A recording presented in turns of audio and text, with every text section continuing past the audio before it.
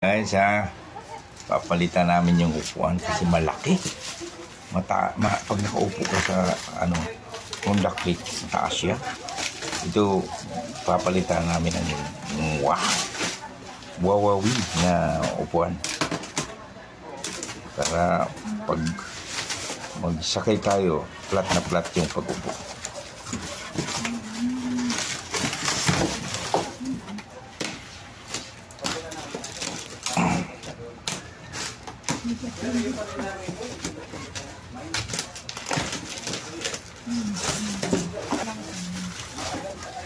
Wow, manipis pa, useful.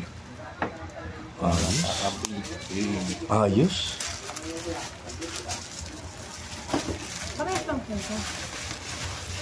Hindi, malapad to siya na manipis.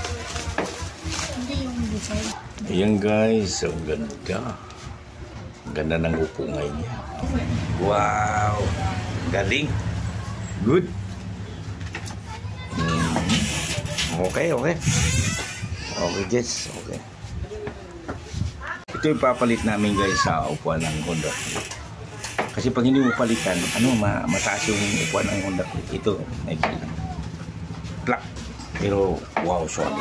Guys, tatanggalin natin yung upuan. Huwag mo na kung sakit ng ikabit eh.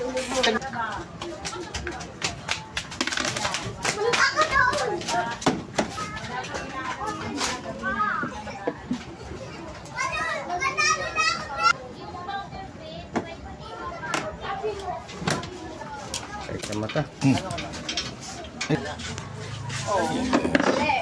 Tanggal na yung lock.